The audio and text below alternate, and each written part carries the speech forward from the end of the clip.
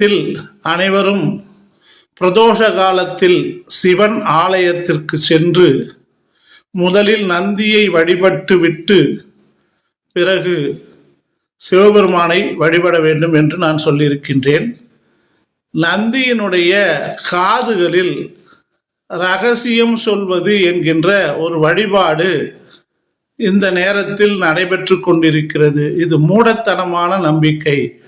இதோ பாருங்கள், ஒரு வட இந்திய பெண்மணி என்று நினைக்கின்றேன். இவர்கள் நந்தியினுடைய காதுகளில் ஏதோ பேசுகிறார்கள்.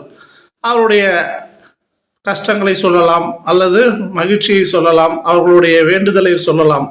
ஆனால் இப்படி செய்யக்கூடாது என்பதுதான் நம்முடைய ஆகம முறையும் நம்முடைய இந்து தர்மமும் சொல்கிறது. ஒரு மூர்த்தங்களை நாம் சாதாரணமாக தொடுவதற்கு அனுமதி இல்லை. சிவமூர்த்தங்களையும் நந்தியம் பெருமானையும் இப்படி ஆராதிக்கின்ற சிலைகளையும் நாம் தொடக்கூடாது.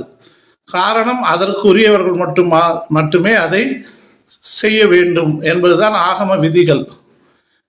நந்திகளின் 2 கொம்புகளுக்கிடையில், அதாவது இது இருக்கார் பாருங்க, நந்தி அழகா காட்சி தராருல, இந்த நந்தியினுடைய 2 கொம்புகளுக்கு இடையில் சிவனை தரிசனம் செய்ய வேண்டும். பிரதோஷ காலத்தில் 2 கொம்புகளுக்கிடையில் தரிசனம் செய்ய வேண்டும் என்றால் கொஞ்சம் குனிஞ்சி அந்த கொம்புகளுக்கு இடையில நம்ம அப்படி சிவனை பார்த்தோம்னா நமக்கு அவர் தெரிவார். அப்படி தெரியணுன்றது தான் 2. ஏன் அந்த கொம்புகளுக்கு இடையில பார்க்கணும்னா, ஏற்கனவே நான் பிரதோஷ பெருமையை சொல்லியிருக்கின்றேன்.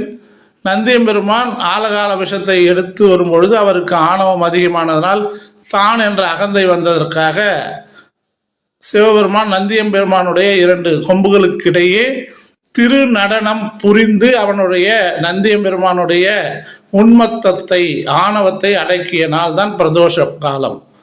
அதனால் அங்கு திரு நடனம் ஆடி இருக்கிறார் எம்பெருமான். அதனால் அதை நாம் மானசீகமாக உணர்ந்து அந்த நந்திய 2 கொம்புகளுக்கிடையே அவரை தரிசனம் செய்ய வேண்டும் என்பதுதான் பிரதோஷ காலத்தினுடைய வழிபாடு. ஆகவே நாம் நந்தியையோ சிவலிங்கத்தையோ மற்ற சிவமூர்த்தங்களையோ சிலைகளையோ தொடுவதற்கு அனுமதி இல்லை.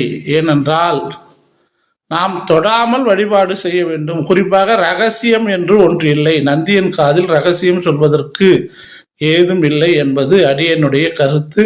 சிவாய நம. தென்னாடுடைய சிவனே. அப்பனை நந்தியை ஆரா அமுதினை ஒப்பிலி அப்பனை ஊழி முதல்வனை எப்பரிசாயினும் ஏத்துமின் அப்பரிசு ஈசன் அருள் பெறல.